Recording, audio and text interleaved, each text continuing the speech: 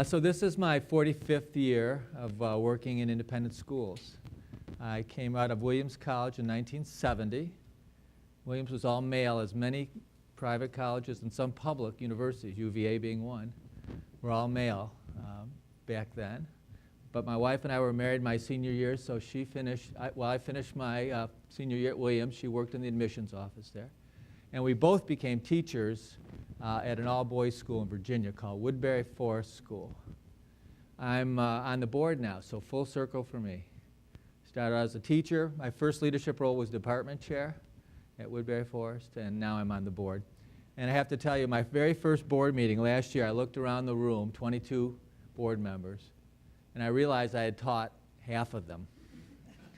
And so the first thing I said at the board meeting was this: I have actually taught half of you, and at the time I didn't think any of you would amount to anything. Now they're all titans of industry, you know.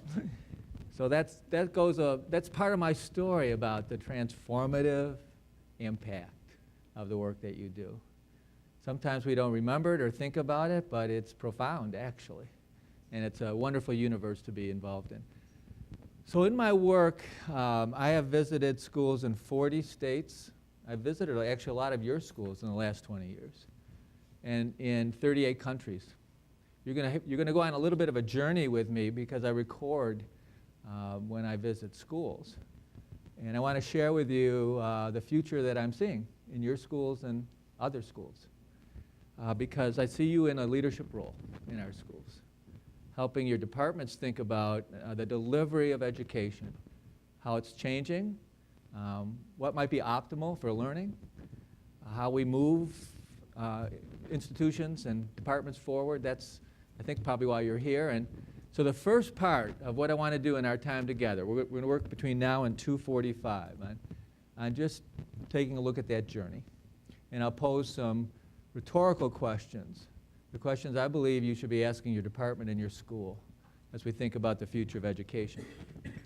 I'd like you to raise your hand and make a contribution, ask a question or challenge as we go. The second half of the session, we're going to go until 2:45, take a 10-minute break, and then from 3 to 5, we're going to do the other things on your agenda, which are, what does it mean to lead from the middle? What kind of leadership is that? And how do you have actually more power than you might conceptualize? We're going to talk about change agency. Why is it so hard for change to happen in churches and schools? What do we have in common with churches, synagogues, mosques, and schools that make us impervious or immune to change in some ways? Some of that is good, some of it's not good. So what's that all about? And how do you play a role as a leader for whatever change needs to happen in your school? We'll actually spend a little bit of time on decision making individually and collectively within your department and division.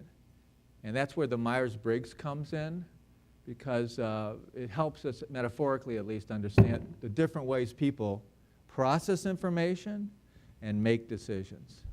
So we'll do a role play or actually a case study around that. You are now at a table. That, for today's purposes, is your department. We might put a couple people together. And so we'll pretend you're a department. I'm going to give you a very difficult real-world school case, and we'll see how each table would solve it, based on a kind of rubric that I'm going to recommend to you. We're going to do a role play or two about the difficult conversations. Now, Mark Loria is going to have a session. Is it tomorrow on that? Or tomorrow on that. And you'll go into it more deeply. But I just want to give you a little bit of a insight from the Harvard Negotiation Project and how they think about difficult conversations. And I'd like to do at least one role play from those difficult conversations you shared with me. And I'll show you the topics of all of them. And maybe you'll do some of the more of those tomorrow. So that's the agenda. So by the way, just upload, every time I do a presentation, I update it with new stuff that I have and have just found.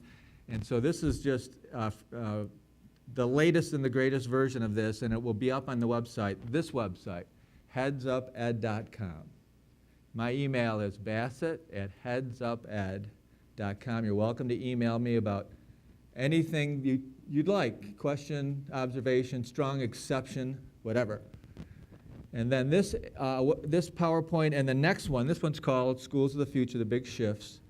The next one after break is called Principled Decision Making. So they'll both be up there in case you want to use any of the slides for your own departments or purposes. So I want to begin with a quotation. The future is already here. It's just not evenly distributed yet. Anyone know who said that out of curiosity? Don't be embarrassed. I've given a version of this 100 times. Only one person in 100 times is known who said it. His name is William Gibson. He's an American, Canadian science fiction writer and philosopher who invented the term cyberspace. That's his sort of claim to fame. So actually, I start with this quotation for two reasons. First, I actually believe it to be true. I believe the future is here. The future of education is here. It's just not evenly distributed. Because schools are different points along a very long continuum. By choice, they're there. Or maybe not by choice. So I want to structure what we want to think about for the next hour or so along that continuum. And the continuum, you could argue, is either 2,500 years old or 600 years old. It's 2.5 millennia old if you think of schools starting with Aristotle, who, by the way, is the first progressive educator. If you think about it, student-centered. He actually only asked questions, the Socratic method that many of us still use. He didn't deliver sanitized, curated information. He provoked his followers, his students, into a level of engagement that was deep. And he believed credibly they had ideas to hash out with one another and come to some level of truth about, right? For me, sort of the predecessor of what we think of the progressive movement. By the way, there are many schools in this room who rightly take pride in being the front end of the progressive revolution, let's say. That's more like 100-some years old. So the two time frames are the progressive movement, starting with Aristotle, and then sort of migrating to a different way of teaching and learning, which is, I would say, 600 years old, with the formation of the academy, it was called, the University at Heidelberg. So if you Google that, you'll find pictures of the classroom. It looks pretty much like your classrooms. It looks pretty much like this, the teacher in front of the classroom, the students seated at desks, the teacher pontificating, as I will for the next hour, the students taking notes, the transfer of information from my head to your notes. That's pretty much what education still looks like in most schools and colleges, actually, most of the time. So that's the traditional and classical model. And the first thing I would say about it, it's worked exceptionally well for 600 years. At least it's worked well for the elite who could access it. The elite who could access the best illustrations, manifestations of it. It's worked exceptionally well for their careers and their paths in developing at least one skill, critical thinking. Okay? So that is being challenged for the last 100 years by a different set of expectations and, I think, executions of teaching and learning, what you might call the progressive. So on the one end, classical, traditional, it's worked. On the other end, more experimental, more innovative, right? More student-centered, less teacher-directed, right? More creative in some ways, right? Progressive education. So if I'm in your seat, if I'm a department chair, which I was, right, I think the big question for our department and our schools is, where do you want to be as a teacher on that continuum? Where do you want to be as a department on that continuum? And where do you want to be as a school? Now, don't misinterpret what I'm going to say or show you. I'm highly enthused about what I'm seeing, and I know that's happening in most of your schools. But I do want to say the public's not where the progressives are yet. The public likes the traditional and classical model, especially in independent schools, because of your college preparatory track record. And I believe many teachers are most comfortable with it and quite excellent at it. So that's one reality. Here's the other reality. Expectations for college are changing. And I'll give you dramatic proof of it. In fact, what the colleges your clientele want your kids to go to are looking for kids who are entrepreneurial, creative, innovative, game changers, exceptional kids. And the way we used to measure exceptional was fives on the APs and very high SAT scores. And many of us still think that is the metric by which colleges make decisions. For the most selective colleges, that's like, so what else can you do? Because there are a whole bunch of kids that are very good at taking tests. So anyway, you'll see as we move ahead sort of how the thinking's emerging, I'd say. Now, the reason I start with that was the first reason. Here's the second reason, much simpler. If this were a college class or a lecture in college, and I'd asked that question, everyone in the room would know by the time I got done saying 2 more sentences. How would they know? They would Google it on their smartphone. Their smartphones are in operation every minute of every class. It's kind of silly, actually, to ban the smartphone from class, in my opinion. I think you should be fact-checking me during this lecture, this presentation. I think your students should be fact-checking you during your classes.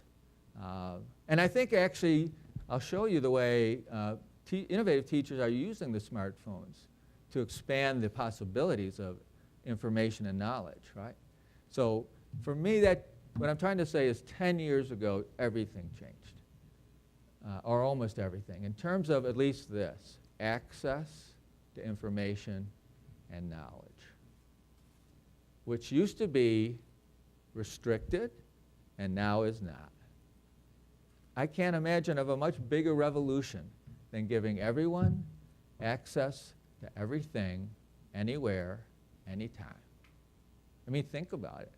So my own personal life, for example, I don't go to my doctor, who I'm very fond of. And, you know, I'm 67. I see him more frequently than I want. I don't go to him before I go to a website. What's the website? WebMD. I'm actually sort of curious what he's going to prescribe, how he's going to diagnose this, what he's going to prescribe, and how those drugs interact with the other prescription drugs I'm on. That power, that consumer power, unavailable through the 20th century until now. Same thing, I just formed a business 2 years ago after I retired from NAIS. I could have paid my attorney $2,500 for the simple legal documents I needed to form an LLC, limited liability corporation. $50 on rocketlawyer.com. You see what I'm saying? It changes when everyone has access to everything. Many of you are familiar with the laptop in the wall experiment. Maybe it's 10 years old now, from Dr. Sugata Mitra in Oxford. Right? Awesome experiment. So he goes and puts laptops in walls in ghettos and films what happens. Now all over the world, right? And what happens is this: kids who have never one day been in school discover the laptops, instantly learn how to access the internet, teach themselves English, which they had never heard one word of in these ghettos, ever, teach themselves English within 2 weeks, and then access everything they want and are interested in. And by the way, then they teach their little brothers and sisters English, so they can have an education too. You talk about the democratizing power of the internet. Awesome, right? So anyway, that's why I introduced that, and then here's a visual indicator why I think things have changed. So the introduction of the last pope in the same square, in the Vatican Square, 2005 versus 2013. Does anyone see a difference in those two pictures, right? Quite dramatic. By the way, right here, it's hard to see, it's a tiny picture. There's one guy with a flip phone. We got an early adopter with a flip phone that could do zip, really. But he's on the front edge there. Now, what I want to posit is this. Something substantially different has just happened.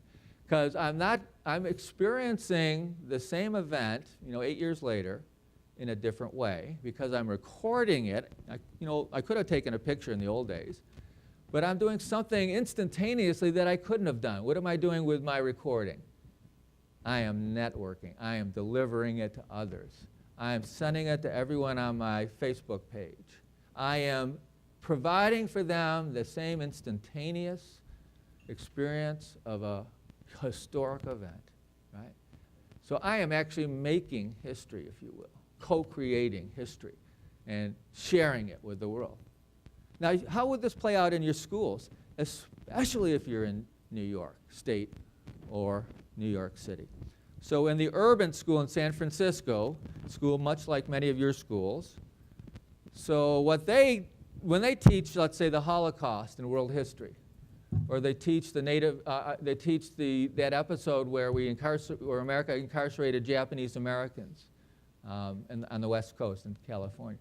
They tell the kids, all right, we're going to study these units, take your camera, find a survivor of the Holocaust, find someone who was interned in the Japanese American prison camps, and interview them.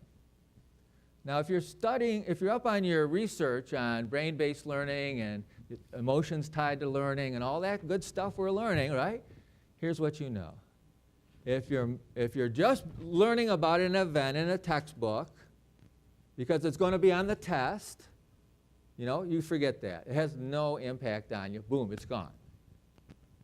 Right? Or, how about this? You're given an opportunity to interview a survivor. You will never, ever forget the event or the interview or the person you met. Here's my first major theme here. One, learning is relational. The students who learn best in your class, you have a relationship with, and they perceive a relationship with you.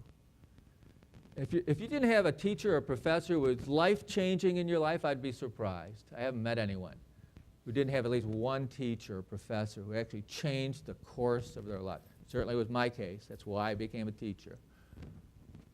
So you have the same impact on students. Sometimes they never tell you until you die, by the way. Then it's, all the letters come in for your obituary.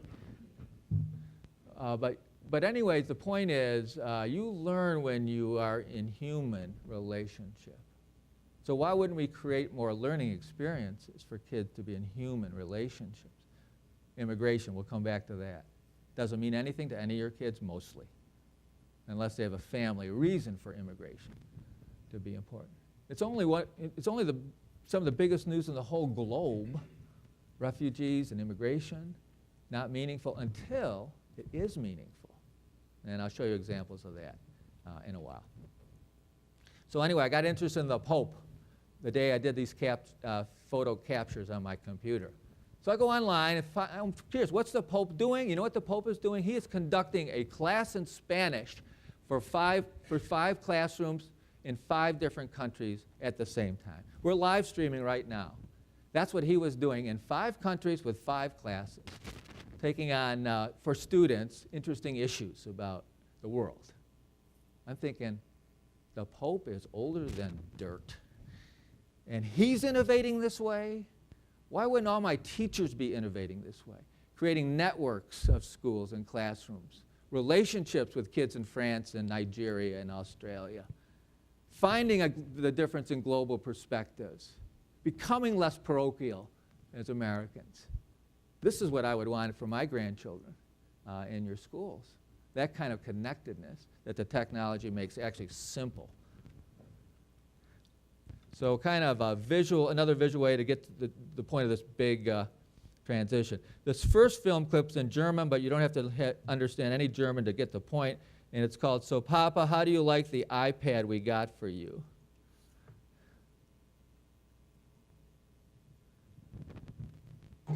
Sag mal, Papa, habe ich dich noch gar nicht gefragt. Wie kommst du eigentlich mit dem neuen iPad zurecht, was wir dir zum Geburtstag geschenkt haben?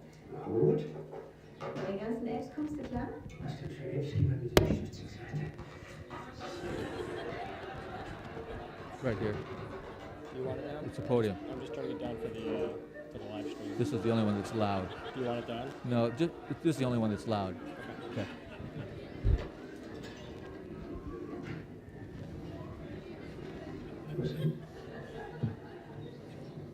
Okay, so that's one generation, of course. Is there anyone in the room who has a 1-year-old, out of curiosity? No, how about a 1-year-old niece or nephew or grandchild? Okay, now we're talking. This one's called, a magazine is an iPad that does not work.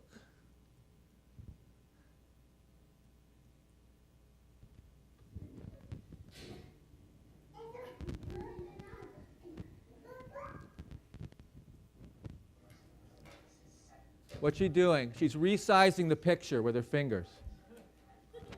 She's trying to resize the picture. It's not working. She's scrolling. You see it? She's trying to scroll. It's not working for her.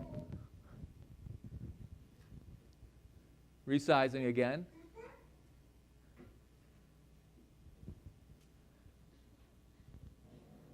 This is interesting. At least she got something she can pull off. So here she's selecting. You see she's pressing down, trying to select. Now watch what happens. It's not working, so is my finger working? She's testing to see if her finger is working. Her finger's working, but the iPad is broken, the magazine.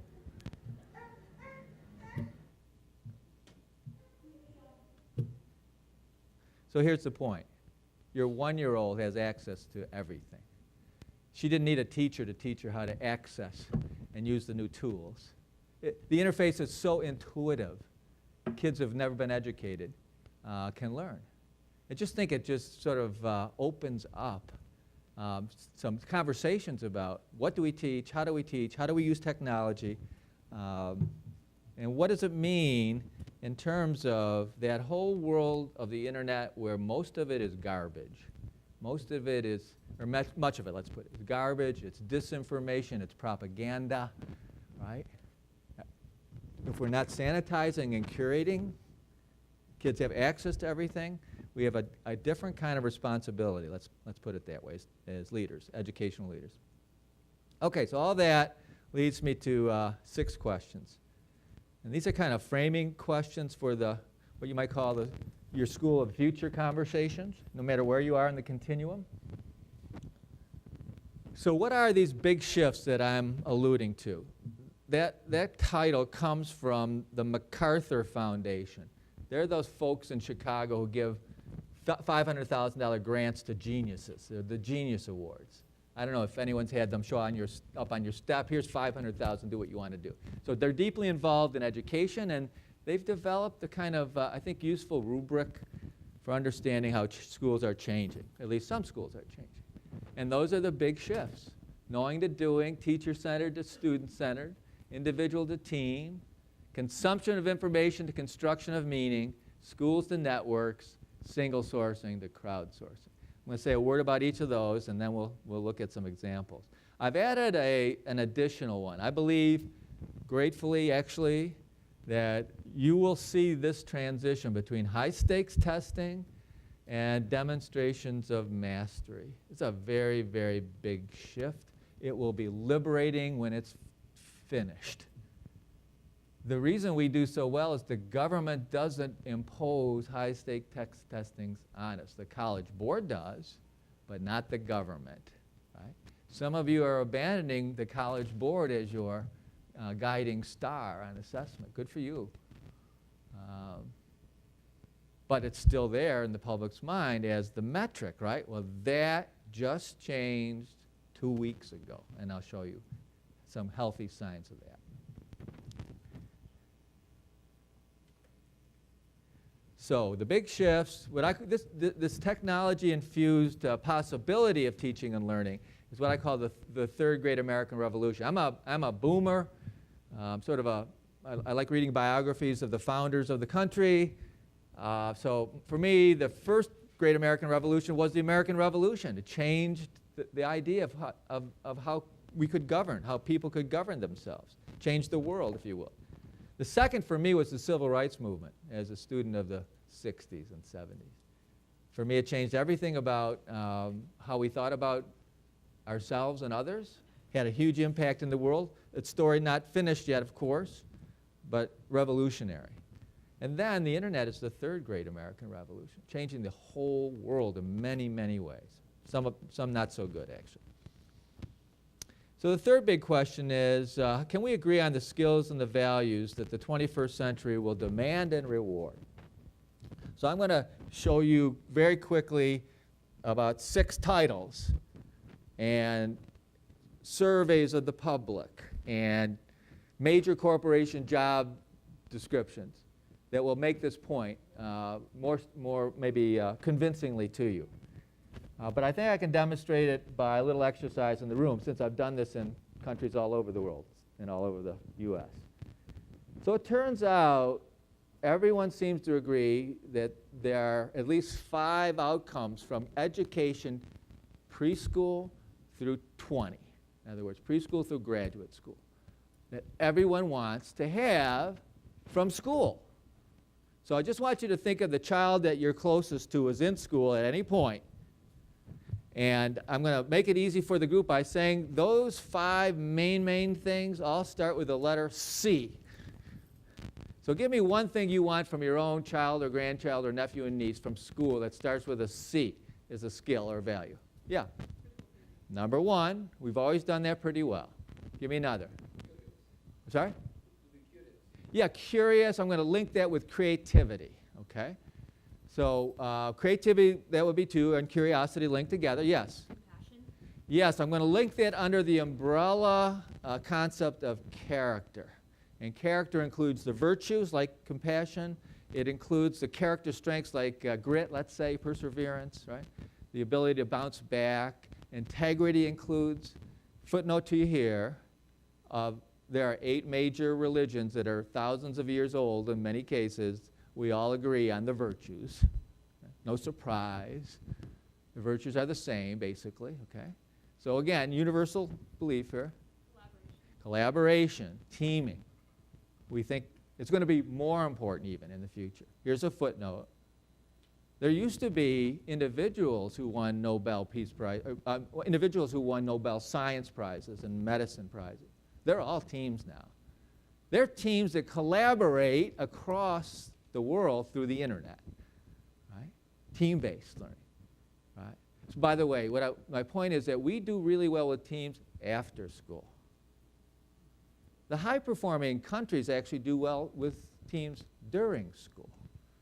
So in Japan, always first or second or third on the national testing, standardized testing in math. You would have 50 students with 1 teacher in a classroom. And in America, we would say, that's impossible that they could be high-performing. Well, they're extremely high-performing because the teaching is team-based.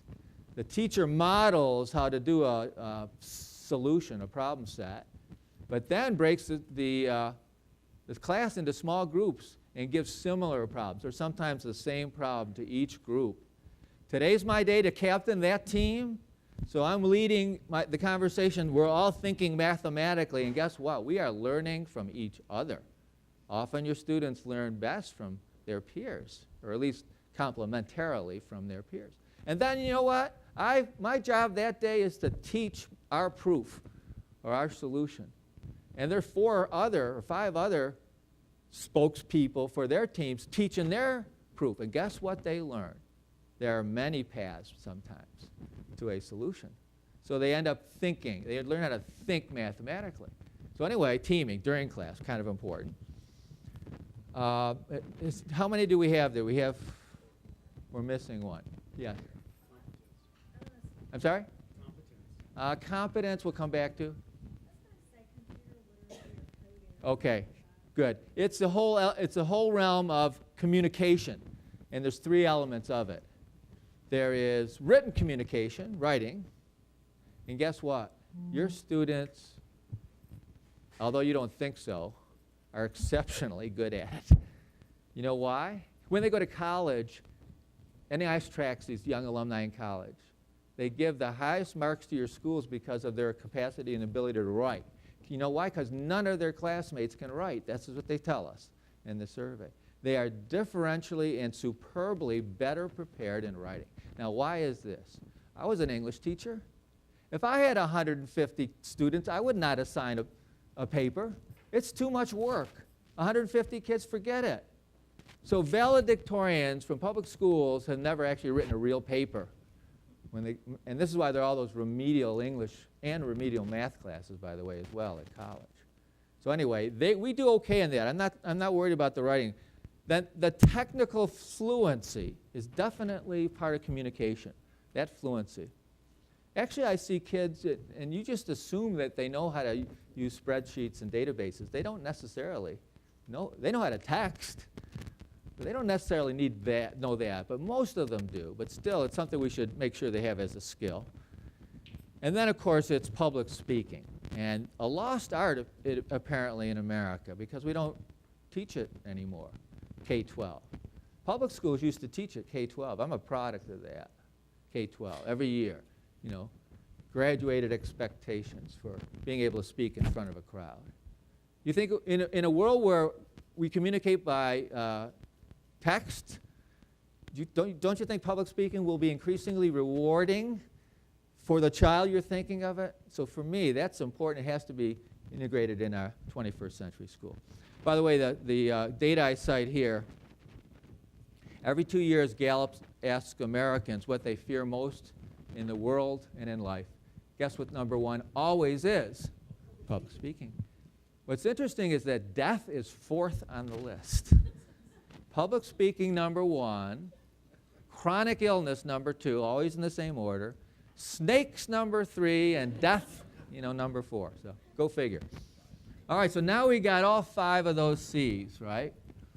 And I want to give you sort of the quick run by the other evidence. So this book, Tough Choices or Tough Times, probably 8 years old now. This is Nation at Risk 2. Same group, same blue ribbon panel assembled, governors, state superintendents, college professors, Fortune 500 CEOs, the A-team, in other words. The A-team assembled. They're looking at American education, and their conclusion, we are in dire jeopardy because our population is less and less educated with the skills they'll need to be successful in a global 21st century economy, right? All business, all focused on business, it's those 5 C's. Howard Gardner, you all remember from Multiple Intelligences. This was his subsequent book, The 5 Minds. In other words, frames of thinking and skills related to the 5 C's. College Learning for the New Global Century. This is higher ed's version. Same outcomes, same 5 things. Tony Wagner, many of you have heard speak or read his book, comparing the dearth of success of the American system versus other high-performing countries, focused on those skills.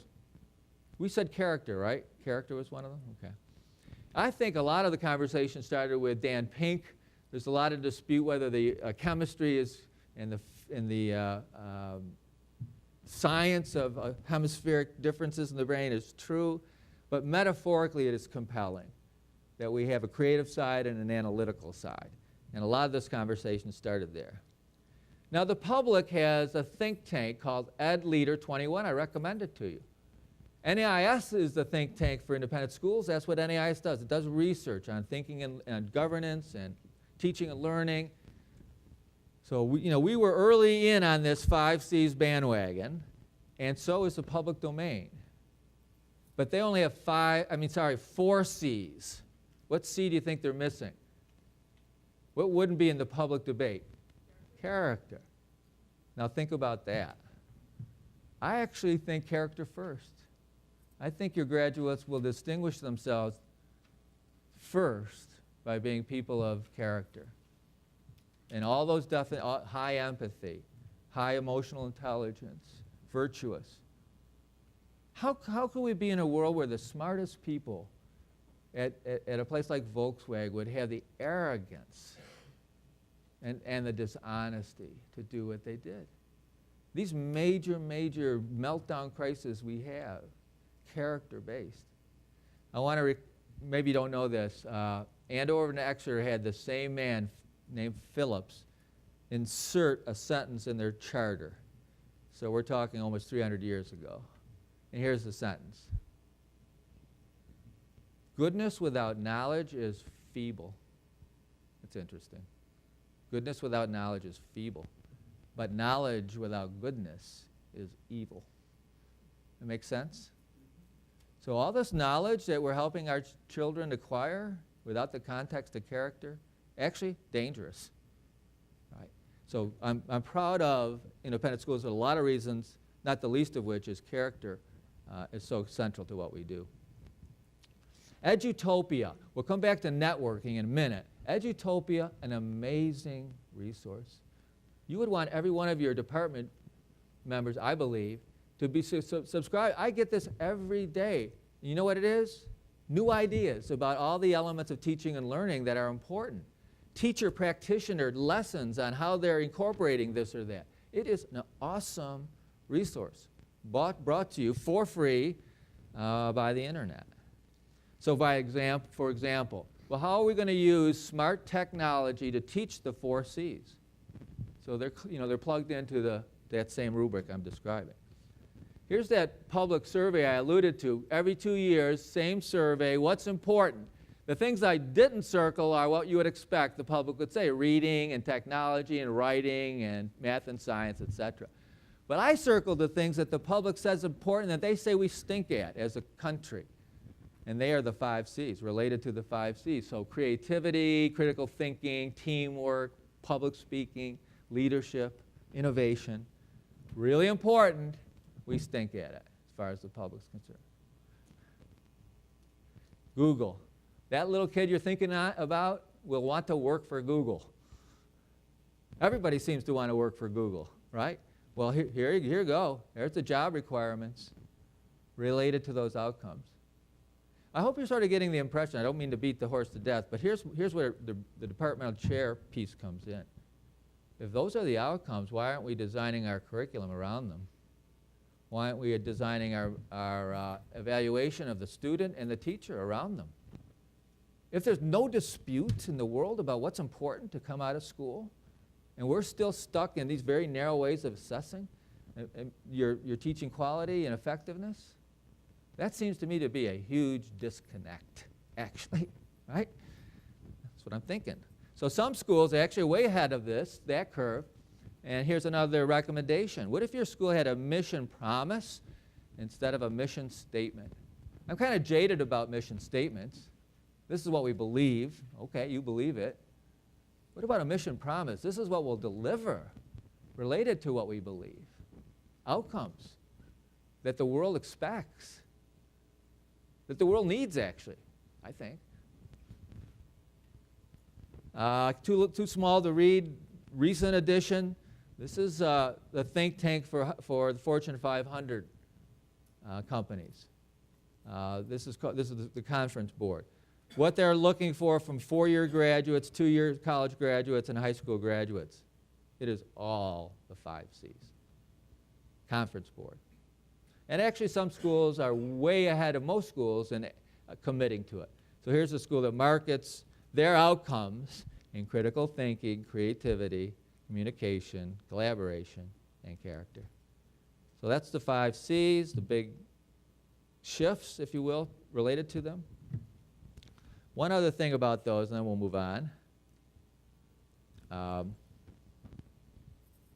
Creativity, what happens to it in school? Here's what the research says. School is where creativity goes to die.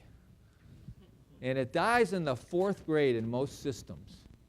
There's something about the 4th grade that begins to crush, actually, creativity. What is it that happens in the 4th grade, let's say in most systems? State testing. Grades get important. Parents get obsessed about grades, right? Lots of worksheets. Parents want more. As you know, we have parents who want more worksheets. They don't think you're a rigorous school unless there are a lot of worksheets and more homework. Exactly the opposite of what they should wish for, right? And then critical thinking. Evaluating what you find on the website. I found this. Is this true? The Muslim Brotherhood has infiltrated the Obama administration. It purports to be true. I doubt it. In fact, Ibu Patel, the last guy on the right, he's probably the world's most authoritative resource on Islam. He's brilliant. I don't see him wearing a suicide vest, actually, right? So you want your kids to be suspicious of what they find. Are we teaching that as part of the critical thinking? Now, I want to add a 6C, if you'll indulge me. I don't think character is enough to solve our problems in our country or in our world. I believe that part of education should be cross-cultural competency. Having some better run at understanding differences and not tolerating them, being curious about them. This would be a big shift. I honestly think, and this is sort of pop science, I'm sure, to you, I just think there must be some DNA-driven fear of the other that makes us so tribal. This is what we are, aren't we? Aren't we tribal? We glom to our tribe. It's a source of conflict and murder all over the country and all over the world, and has ever so been. So what is it? It's fear of the other. Fear of the other. And it's rooted in a lack of understanding of the other. And as civilized as we think we are, of course, we're learning from our colleagues that we say insulting things, and we do insulting things, and we actually don't have equity in our schools. We're not open to different ways of thinking. So what I'm saying is that unless we embed effective training and cross-cultural competency, I worry about our future for our children. Maybe you do too. I want to give you one quick example of what I've learned, because I've had the incredible luck to be able to travel the world. So I'm doing this sort of thing in Japan 3 years ago, I think it was, when the nuclear plant disintegrated. Follow the earthquake, the destruction of the nuclear plant, the release of all that radiation, and the tsunami. So I'm in my hotel room, and I get to read the Japanese newspapers in English translation. Here's the first headline I see after the nuclear meltdown. 80-year-olds are showing up at the plant to volunteer to do the cleanup. That's a very powerful message. Would never happen in America. What's the message? I'm 80. Someone's going to die. These are young people. We have a responsibility to our young people. They have their whole lives ahead of them. If someone should die, it should be me, 80-year-olds. That represents a different ethos than ours. It's useful to know that, actually. You know that there's not just one ethos of a people. It's a very different ethos. So then the next headline I read 2 days later after the tsunami. The equivalent of $56 million in yen had washed out to shore because people had cash. Their houses were destroyed. Their money washes out to shore. It washed it back on shore, $52 million worth of yen. It was all turned into the authorities. The Japanese ethos is, it's not my money. It's somebody else's money. They're going to need it, and the authorities will sort it out. So I want you to imagine maybe just you own beachfront property on Long Island or something. Maybe just $1 million washes on shore. What would the American attitude be? Thank you, God, for answering my prayers. Typically, don't you think really? God has answered my prayers. It's drug money anyway. It's mine. Because America is about individualism, and we've been very strong, individual rights. Our country's been strong because of it. But there's another whole ethos that's very different than ours. Useful to know about, to learn about it, and think about it, I think. Okay. How will we assess and document teaching and learning? Any schools in the room using the new computer adaptive ERBs in your lower school or middle school? Anyone using that? Or the MAP, the measurement of academic progress? How many of you using the standardized, the old or the traditional ERBs? Show of hands there. So, okay. So we're still using, mostly in our industry, what you would call summative standardized tests. There's a revolution going on. So if you're a K-12 school, show of hands, K-12 schools in the room? So that's most of you. There is a revolution going on in assessment.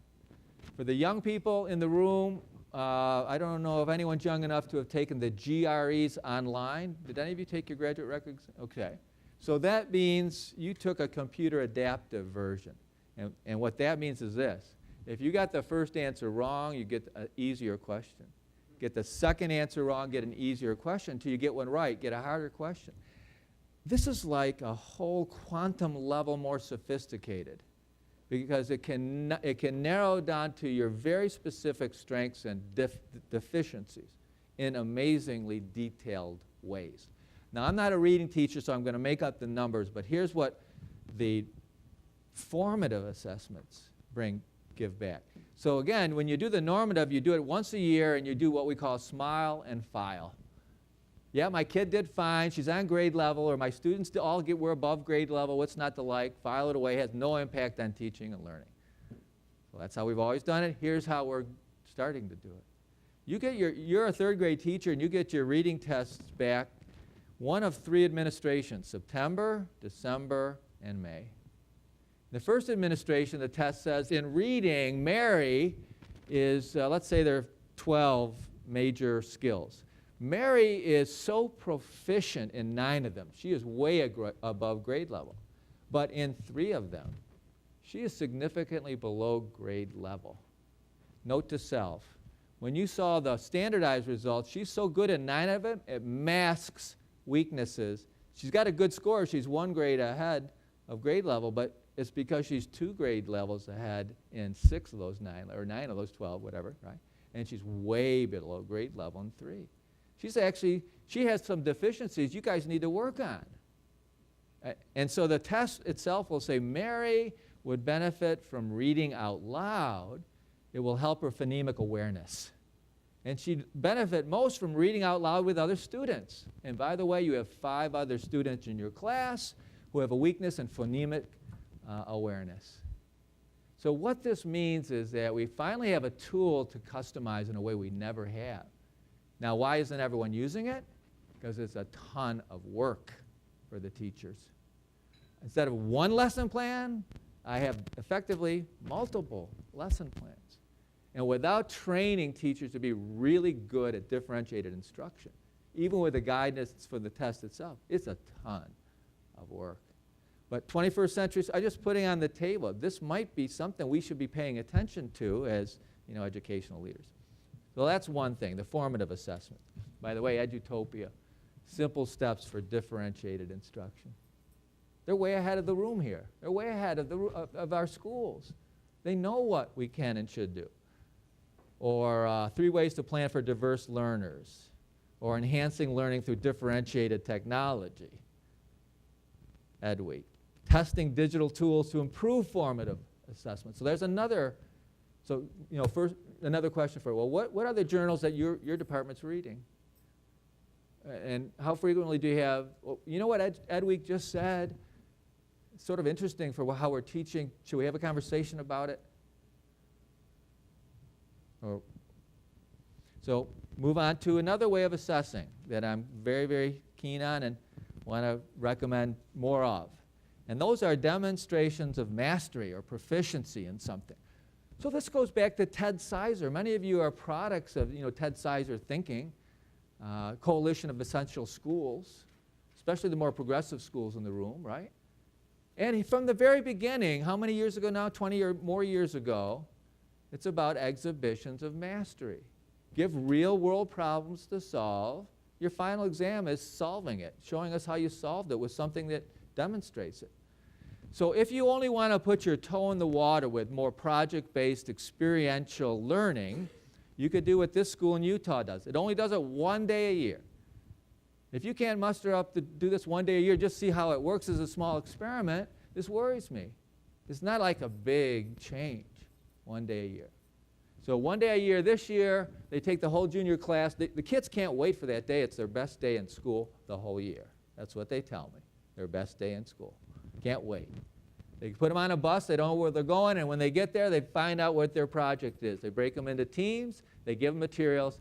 In this case, it's heavy-duty cardboard and duct tape, and the assignment is to build a boat that's seaworthy and will carry you 2 miles down the river. Pretty big chore, and there's the product. Pass, fail. If you drown, too bad. this kid's kind of imaginative because he decides there's a way to add a sail using duct tape in his poncho. I like that kid. Now here's even a better example. Same school, a different year. This time the project is build a soapbox derby. It's got to be, roadworthy, if you will. We got a hill, and your team has to get down the hill without crashing, right? So that's passing. What's A? A is winning. Fastest soapbox entrant down the hill. So I want to show you the girl whose team won. You tell me what's different. This is why she won. What's different? Aerodynamics, wind resistant. This is what you would call a disruptive innovation.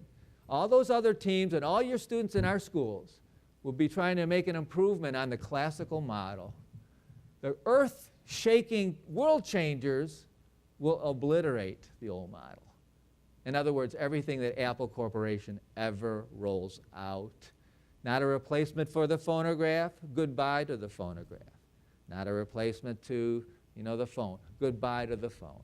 Not a replacement for the watch, goodbye to the watch. See what I'm saying? Disruptive thinking. Disruptive. So creativity is dying in schools, except in some schools where they find time to let kids solve problems that are fun, engaging, imaginative. There's a new emergent assessment coming out from SSATB and College Board in partnership that measures what you might call those softer skills. It's called the Mission Skills Assessment. You might want to be pilots with it. It's testing teamwork, creativity, ethics, resilience, curiosity, time management, these life skills that people want. Now here's that big news I wanted to share with you if you haven't seen it. This comes from Chronicle of Higher Ed. I read it every day. Always a headline that is relevant to college preparatory schools like yours. Here's the headline. Admissions revolution. 80, the most selective 80 colleges in America are within a year going to start accepting a portfolio. One day it will very likely replace the SAT. The list of colleges making SAT optional, growing. Right? And the 80 most selective, they're making a very interesting statement. They don't need anything else because they only take kids at the top of the SAT heap. But they want something else. They're actually curious, what can the child do with his or her learning, right? So now you get to submit, or you will next year, your best work. It could be this. It could be my best speechifying, videotape by my teacher, my peers. Could be my best project, that soapbox derby, or my best robot, or my best historical essay that made it to, what's that journal that students write for? I'm sorry? Concord Review. That my best essay that was accepted in the Concord Review. By the way, the editor of the Concord Review says something very true statistically. It's harder to get into the Concord Review than it is to get into Princeton. It's true in terms of the percentages, right? So you see my point? For that girl, I'd submit the most traditional thing I've done, wrote an earth-shakingly brilliant essay that's published in the Concord. But for some of these other kids, I'd submit other stuff. So I want to illustrate the point. I wish my granddaughter had done what I'm about to show you. And I wish that this student had had the opportunity to submit her best work in a portfolio. So you tell me if she's college worthy, college ready, because here's the assignment. Grant Wood is, of course, a very famous American portraitist. So this girl from an all-girls school, that teacher collaborated with a teacher from an all-boys school in the D.C. area, and both classes went to the National Portrait Gallery in D.C. They could get there close. I mean, look at the resources in the city for you guys, right? And here's the assignment for every child in those two classes. Become the person in the portrait. Become that person. Imagine what she would say to the people gazing at her image.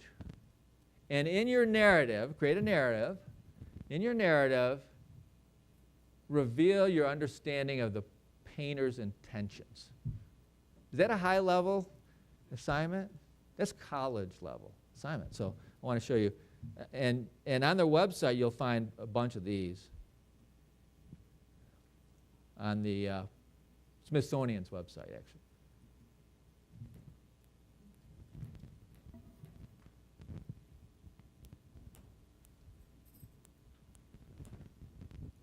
I can see it in your eyes. You want to walk away from me.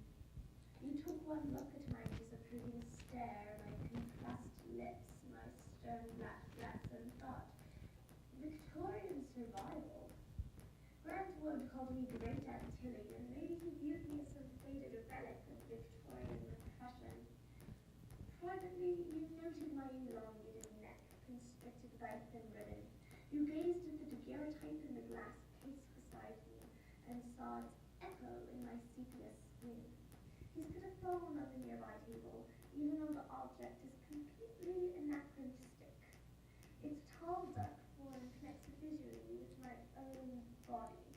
It offers a path towards expression, revelation, and yet I prefer my silences. I will stare straight ahead, a survivor, frozen in the past, indifferent to the future. So, go on, walk away. I'm old and sour and ugly. I repel you deliberately. The spiky phone sits untouched, a saint's unwanted attribute. Look at the menacing way it points towards me, willing itself to ring. Grant always did think himself so clever. Come back in 80 years when your silvered hair drips in dim eyes and your footsteps falter. The world will have left you behind, but I'll be here still. We can sit together in our private stillness and wonder what happens to it all. What do you think? It's pretty good, isn't it? So, you know, I'm thinking of my granddaughter. I want my granddaughter in a school that gives this assignment because it will reveal many of those C's, by the way, right? Give me the C's that just demonstrated this girl is highly competent in. Give me one C. Creativity, communication, critical thinking. One project, 3 demonstrations of mastery, right? It's too small. There's a list of the 80 colleges. They're the ones your kids want to go to. All the Ivies, all the little Ivies, you know, all the honors programs at many of the great universities, they're all there. The blended learning future, what does it mean? Stories of Excellence is a pamphlet you might want to look at on the NAIS website, schools and what they're doing in the high-tech, high-touch future. So I'm using those two terms interchangeably, blended learning, high-tech, high-touch. That's our future, in my opinion. It's not that we can give up or want to give up the relational, the engagement, you know, human to human. It's probably the more important of the two.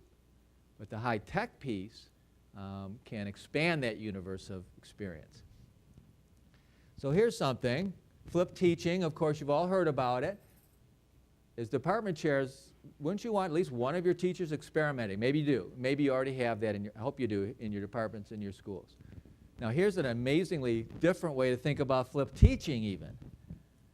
So if you were going to K-6 school in Atlanta and you went to Trinity, you could take any language that's spoken in the world as your foreign language. Any language. So this year they had 18 different languages that they're offering. Vietnamese and Hmong and you name it. Because the instruction is at night, it's homework, it's flipped, and it's from Rosetta Stone. Now here's what's big. The outcome from that school is fluency in the spoken language. It's actually not the outcome of instruction in foreign language in America. Spoken fluency is not the outcome. It is in this school. It's what every parent wants their kid to have, and every business wants their kids who does business globally actually to be able to speak the language comfortably and knowledgeably. in a foreign language. So all 40 of those countries I've been to, at least the merchant class is totally fluent in English. But I couldn't find many Americans in any of those countries that were fluent in the native language in those countries. Here's an indicator as well. Stanford now has an undergraduate requirement in oral proficiency, fluency. Guess how many Americans who are not from bilingual families qualify out?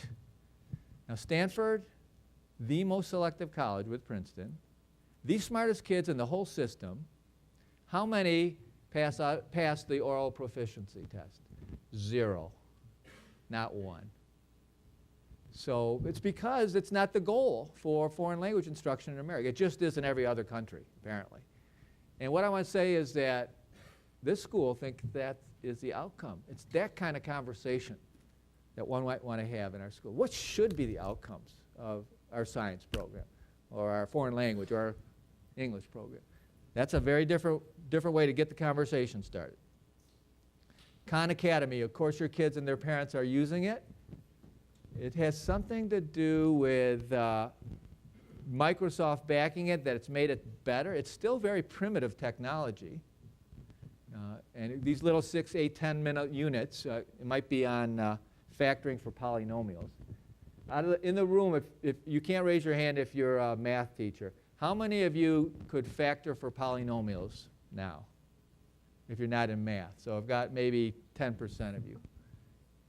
See, part of my point is that as parents, we can't help our children when the assignment is factoring for polynomials. And there's high tension level. Homework's a horrible time at home. It's horrible for even us as teachers, right?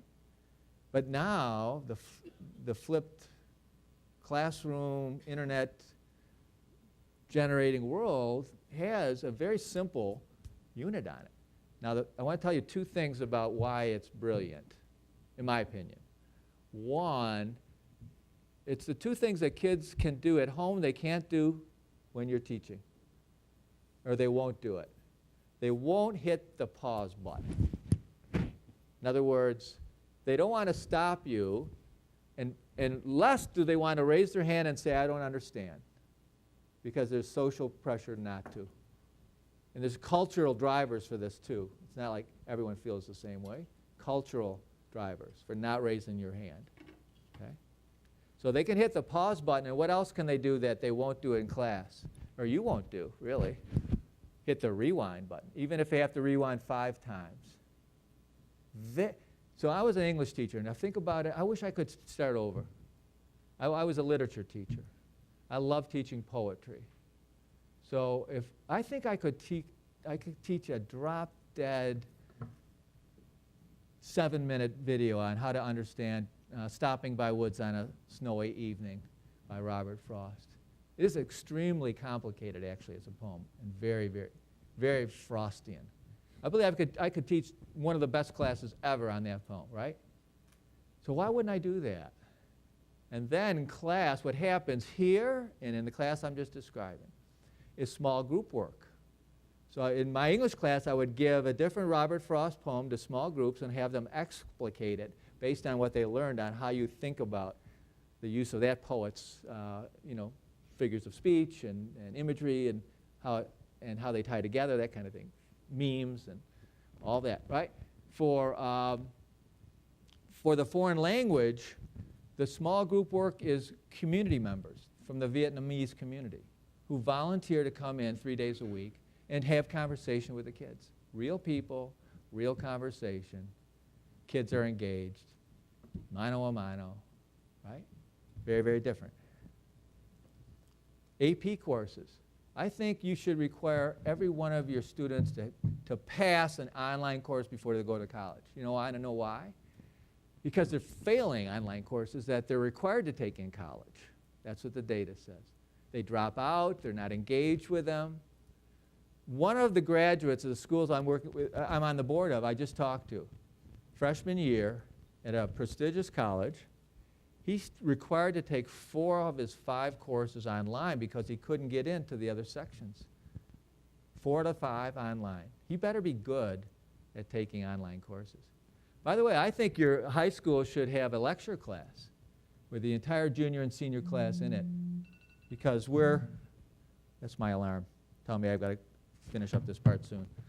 A lecture class and I think they should be able to Facebook during the whole lecture. I don't think you should intervene at all with them.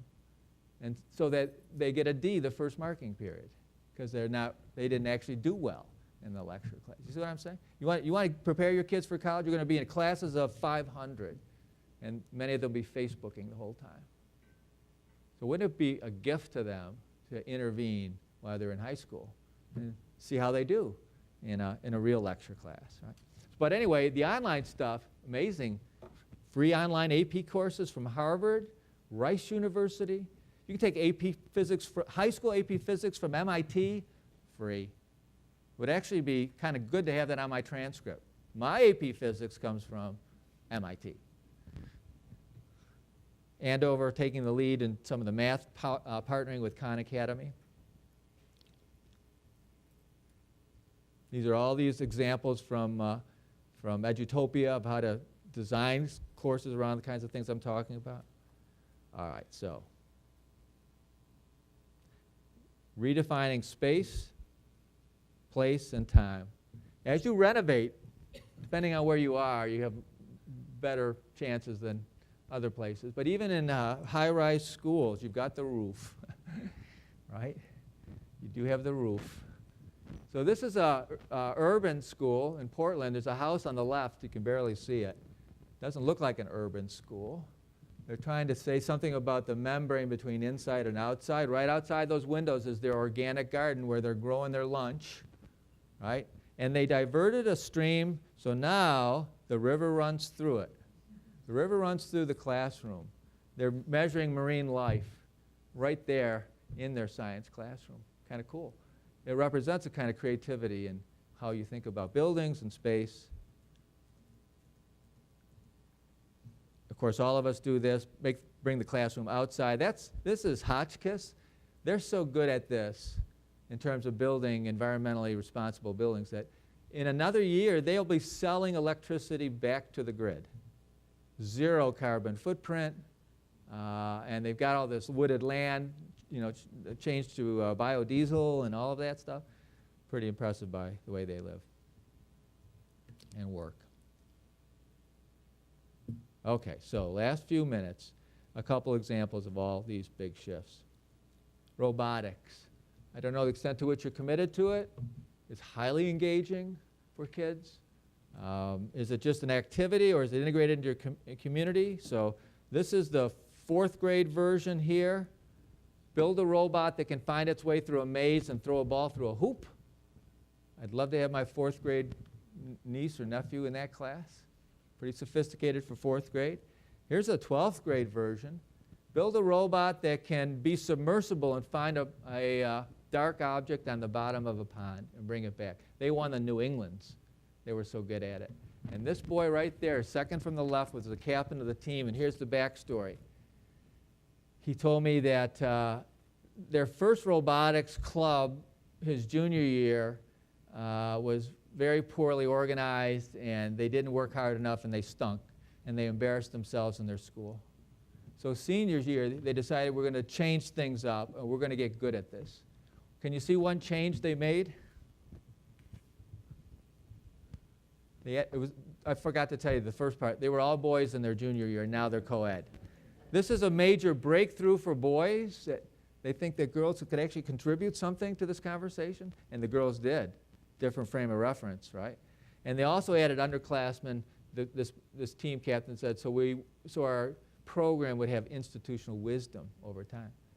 So there's that leadership component. It's not just learning, not just doing, it's character, right? Emerging in something like this. Be bridge building, rockets, teacher-centered versus student-centered. By the way, I don't have time to show you the film, but Google for wedgie-proof underwear. This is like the funniest 2 minutes of film you'll see about these two boys. They were told by a 3rd grade teacher, we're going to suspend classes normal, for the next 3 days or 4 days, whatever it is. You get to invent something that's useful. and they invented wedgie-proof underwear. It's Velcro banded, so when a bully gives you a wedgie, it pulls off and it's reusable, right? It's very funny. So my grandson in the 3rd grade had a 3rd grade teacher like that, and she said, you can do research. The adults do it. They identify problems. They research it. They come up with a hypothesis. They test it, come to a conclusion. You can do research on something that's important to 3rd graders. Form your own team. So my grandson calls me up. He's very, very excited. We formed a team. We're going to take on a big issue. What's the issue? Why are girls so mean to boys? I said, Carter, there's money to be made here because men don't know why women are so mean to men. So he's all excited. What's your research strategy? We're going to interview every girl in the school. That's what they do. And so he calls me up in a week and says, we've got the answer. When girls are mean to you, it really means what? They like you. And then he said, you're not going to believe this, Papa, but nearly every girl in the 3rd grade is mean to me. I'm worried about the critical thinking part of the process for him, but the creativity I liked. This kid, he's in a school where you can actually develop a strength and a passion if you want. His mother had cataracts. It was so bad, there was no help for her. She was going blind. He, in his maker lab at his school, studies optics. He gets masterful in optics and creates those glasses, and she can see now. They're cumbersome, but she can see.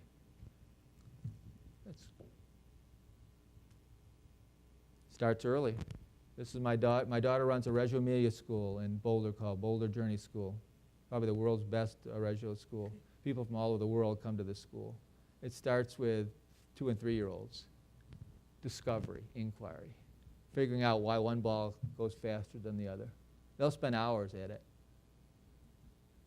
Individual versus the team. This is my grandson's school called Watershed. All project-based. Absolutely fantastic SAT scores. They go to the colleges your parents want their kids to go to. No standard curriculum, all project-based. They teach the same skills, and they just do it in a project context. This is, so they do this outward bound thing, test ourselves, our character, our physical strength. They do that stuff, but they also do it in a social context. In this case, immigration. That's the wall America's built, pretty high, between the Southwest and Mexico. That's the wall. It just changes the experience because guess what? They're hearing kids on the other side of the wall who want to get into America. So that immigration debate we're having, right over the heads of all your kids, not for these kids. It's relational. There's emotion attached to it. They'll always be interested in it. Consumption of information versus construction of meaning. Project-based again. 3rd grade. This is the egg business. Short rundown on this one. Every year, it is the signature event. That might be a takeaway from you. What is the signature event at every grade level at your school? Something that even if the whole school's not converted to more progressive education, you do for a little bit of time in the 3rd grade, 4th grade, 5th grade. What is it? Because all these schools I'm showing you, these are signature events for them if they're not integrated into the curriculum. In this case, it's every year the 3rd grade does an eggs business. And it plays out like this. You've got to work. You've got to bring in your money, your allowance to create capital. You get enough capital. You do research on where to buy chicks who will grow into productive hens. You do the animal husbandry science. You raise them. Rich kids mucking out the stalls. I like this. Very rich kids. Eggs just don't materialize in a sanitized box. Someone has to clean out the stalls, right? The rich kids do. At the end of the project, they have to decide on a pricing strategy and a marketing strategy. They price them at $9 a dozen. Is that high even for New York City, $9 a dozen? Pretty high, right? So if you have a pricing strategy that's that high, you better have a kick-butt marketing strategy. So here's their marketing strategy. They put a little 3rd grade girl at the front of the drop-off line of school. She's not moving until the first mother coughs up $9. Everyone's honking the horn. They don't know what's going on. She's not budging. So everyone finally gets it. Every 3rd day when the eggs go on sale, you better bring $9 because she's not moving until you buy her eggs. Sort of like extortion, right? Anyway, they sell out. Great success. They get rich. At the end of the unit, every year the head of school tells me we have this big debate because half the kids want to divide up the profits as a business would do, and the other half want to give it to charity. And the head says we have this debate between the capitalists and the socialists every year in the 3rd grade. Forensics, same idea. This school stops when a faculty member commits a crime, and the 5th grader takes over. It might take them 3 days to solve it. They'll solve it, doing the chemical analysis, the fingerprinting, all of that, the interviewing. This, by the way, is Marymount. They have very tiny space for their maker space. Outsized program, way ahead of the curve. I brought the entire NAIS management team to have the 8th grade girls teach my team how to build a circuit and a solar lamp. The 8th grade taught all these adults, 10 of them, 100% success teaching us how to do this in like an hour. It was awesome. Maker labs where the artists now create their sculptures in computer-assisted design, and the 3D printer prints it. This girl's first engagement with Makerspace, she made a Christmas versus Thanksgiving chess set. Very creative on her part.